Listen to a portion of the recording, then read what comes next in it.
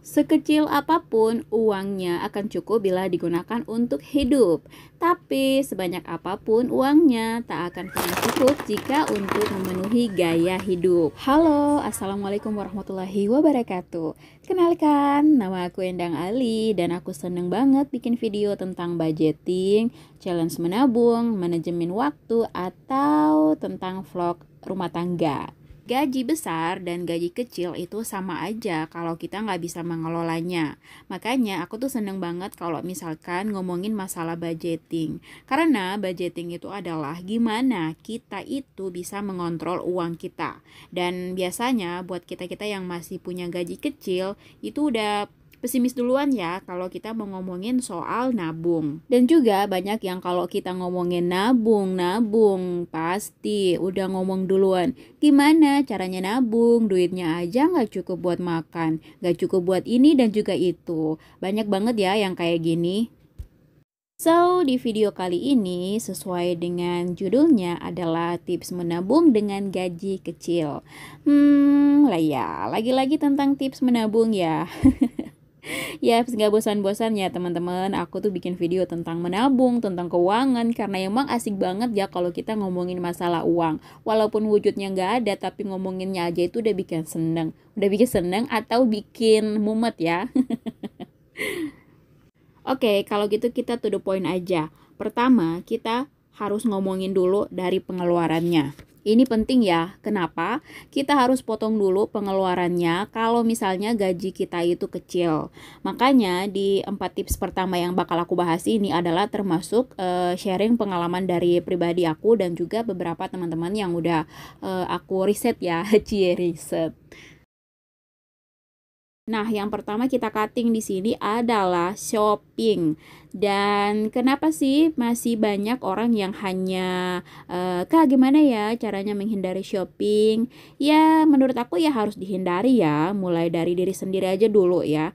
Harus dibiasakan. Kalau emang kalian parah banget, berarti kalian harus punya super ketat lagi, yaitu teman-teman bisa hapus aplikasinya. Kalau misalkan kita nggak bisa mengontrol diri kita menggunakan online shopping, mau nggak mau harus dihapus ya, karena kalau nggak dihapus godaannya akan terus muncul. Jadi kita itu harus hapus godaan itu dari hidup kita. Aku pun juga punya online shopping ya teman-teman, tapi di sini aku kuatkan imanku untuk tidak check out. Gak apa-apa kalau misalkan sekedar menyenangkan hati, dimasukkan ke keranjang. Ya, tapi jangan sampai check out ya. No check out. Tapi kalau misalkan teman-teman sering kebablasan, kalau misalkan kalian sudah niat awalnya sih pengen taruh di keranjang aja, tapi kebablasan sampai keluar, sampai check out.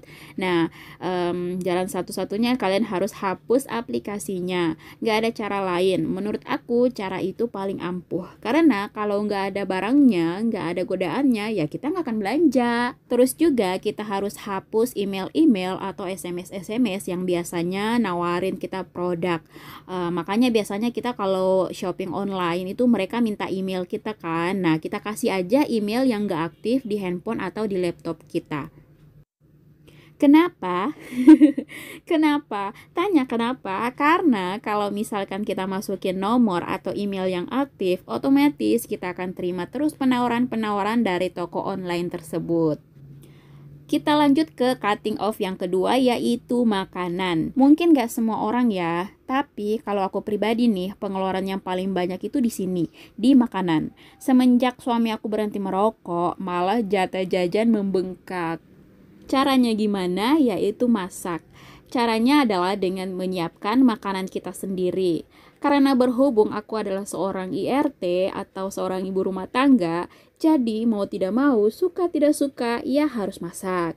Dan memang kami berdua bukan pekerja kantoran. Jarang banget ya makan di luar dan hanya sesekali aja untuk menyenangkan hati. Jadi di sini teman-teman kita itu bisa menghemat sekitar 50% loh kalau kita mau masak sendiri ketimbang beli atau order food gitu. Coba teman-teman ingat lagi, seberapa sering kalian makan di luar dan bisa dihitung itu budgetnya pasti membengkak. Loh kok gitu? Itu kan memang budget buat makan.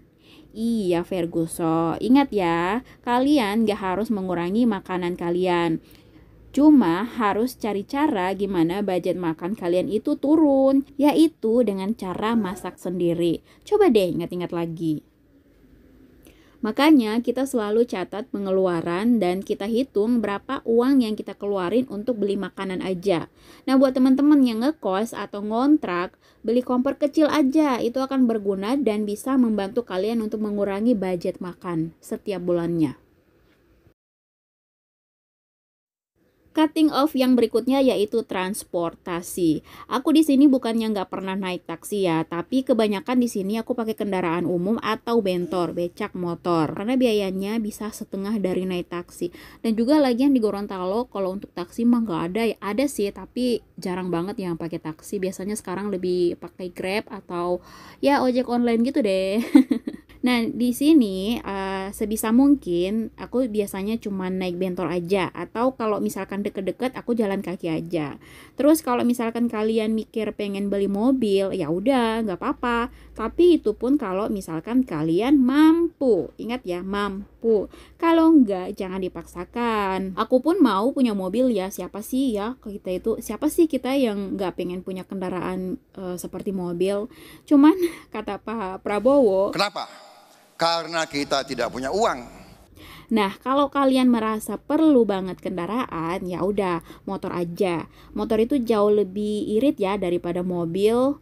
Tapi kalau misalkan motor ya harus lebih berhati-hati karena untuk sumbangan kecelakaan terbanyak itu di kendaraan bermotor. Kalau bisa pengen punya motor itu ya ditabung dulu, hindari hutang. Makanya kalau seandainya kalian butuh motor atau kendaraan, ya ditabung dulu sampai duitnya cukup. Kalau belum cukup ada duitnya, ya udah, jangan dulu. Kita harus sabar, naik angkot, naik bentor, naik busway. Nggak enak. Ya emang nggak enak, tapi mau gimana lagi? Uang gaji kita kecil. Jadi kalau misalkan gaji kita kecil, kita juga harus mandiri gitu loh. Harus tahu diri, harus sadar diri. Gaji kita itu tidak seperti orang-orang lain. Cutting off yang keempat yaitu pulsa. Jadi jangan merasa bahwa pengelolaan pulsa itu oke-oke aja. Ah enggak kok, sebulan cuma 50.000 aja. Nah, ada paket yang cuma 20.000. Caranya gimana? Mau nggak? Nah, misalkan kalau kalian kerja, aku yakin di tempat kerja kalian itu pasti ada wifi. Terus kalau kalian anak kampus, anak kuliahan, pasti di kampus itu ada wifi. Kita harus maksimalkan wifi. Kalau emang gaji kita UMR, gaji kita kecil, ya nggak usah bergaya pasang-pasang wifi. Pakai internet dari kantor, bawa tuh HP, bawa tuh laptop, download tuh film sebanyak-banyaknya di kantor, bawa pulang ke rumah nonton. Jadi nggak usah pasang-pasang internet 150.000 sebulan. Karena kalau misalkan 150.000 per bulan, kalau ditabung bisa dapat motor loh. Hayo. Ya, setelah kita potong pengeluaran kita sebisa mungkin, kita masuk ke tips yang kelima yaitu pemasukan. Jadi, jangan kita mikirin mau nabung, invest, nabung beli rumah dan sebagainya. Tapi kita cuma mengandalkan gaji kita aja dari satu sumber doang. Banyak banget loh side job yang di luaran sana yang bisa kalian kerjakan, yang bisa teman-teman kerjakan. Ide-ide side job juga bisa dilihat di YouTube banyak banget, di Google banyak banget. Tinggal ya dari teman-teman aja rajin-rajinnya sharing apa aja yang bisa aku manfaatin untuk bisa mendapatkan penghasilan tambahan. Dan untuk aku pribadi loh, aku mulai merintis karir YouTube dan aku merasa ada sedikit tambahan penghasilan ketika aku mulai ketika aku mulai kembangkan channel YouTube aku seperti ini. Walaupun kecil-kecil, tapi setidaknya untuk ukuran seorang ibu rumah tangga, penghasilan dari YouTube itu ya lumayan sih. Sangat membantu banget ya buat aku. Tips yang keenam yaitu set goals. Hampir di setiap budget keuangan pasti ada namanya goals atau tujuan. Karena memang itu sesuatu yang vital, sesuatu yang sangat penting. Karena belajar dari pengalaman, kalau misalkan tabungan itu nggak ada tujuannya, itu akan membuka peluang yang lebih besar untuk kita pakai uangnya. Karena apa? Karena kita nggak tahu uang itu mau dipakai untuk apa. Secara psikologi ya itu kita punya uang doang. Tapi kalau misalkan kita punya tujuan, uang ini aku simpan untuk ganti HP misalnya ya, atau untuk beli apa kek gitu. Nah, alam bawah sadar kita itu saat kita butuh uang untuk hal yang gak penting, saat kita mau ngambil tabungan itu pasti rasanya sayang banget gitu loh. Udah ditabung lama-lama malah dipakai. Nah, itu bisa merubah mindset kita kalau kita kasih goals dalam tabungan kita. Saranku buat teman-teman, apalagi buat kita yang belum pernah nabung atau belum pernah berhasil nabung.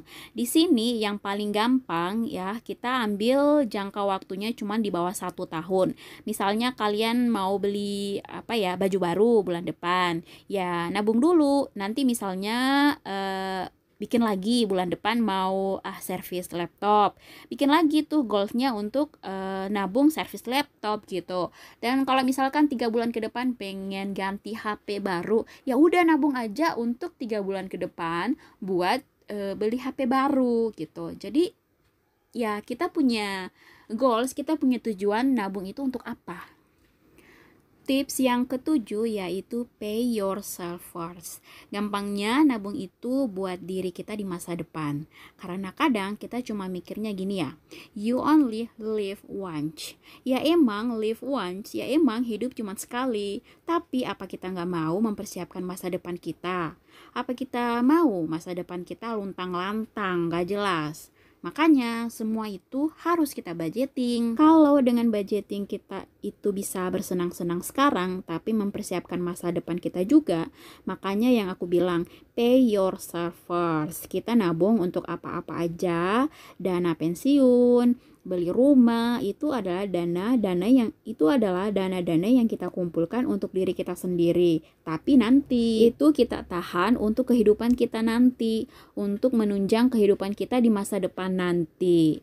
Kalau bisa pay yourself first, ini juga dijadikan bills atau tagihan kayak dana emergency tadi ya. Tips yang terakhir teman-teman yaitu be a minimalist. Keuntungan hidup dari minimalis adalah gimana yang paling aku suka adalah saving money. Gimana mindset seseorang bisa berubah dari orang yang beli aja atau impulse buying menjadi intentional buying. Jadi buat teman-teman yang mungkin masih ragu atau baru belajar, kalian bisa coba atau nonton banyak banget video YouTuber yang udah bahas tentang hidup minimalis sebelumnya ya. Aku pribadi sih pelan-pelan mulai menerapkan gaya hidup minimalis. Seperti ya nggak yang minimalis banget ya, karena untuk posisi saat ini belum memungkinkan untuk terlalu minimalis gitu ya. Aku hanya mulai dari menerapkan gaya hidup minimalis itu seperti declutter pakaian-pakaian yang aku punya aja. Jadi ketika aku beli pakaian, aku beli satu, jadi aku harus keluarkan satu dari dalam lemari. Gitu aja ya, lebih ke pakaian aja dulu. Semoga ini bisa memotivasi kita. Justru yang ingin aku sampaikan di sini bahwa dengan gaji kecil pun kita itu tetap bisa menabung ya, karena balik lagi bukan tentang besar kecilnya, tapi gimana kita bisa mengelola uang atau rezeki yang udah Tuhan kasih ke kita. So, kalau gitu itu aja tips dari aku ya. Semoga video ini bisa membantu teman-teman dan juga bisa menginspirasi. Kalau kalian suka dengan video ini, jangan lupa untuk tekan tombol like dan juga subscribe serta komen ya. Kita jumpa di video selanjutnya. Wassalamualaikum warahmatullahi wabarakatuh.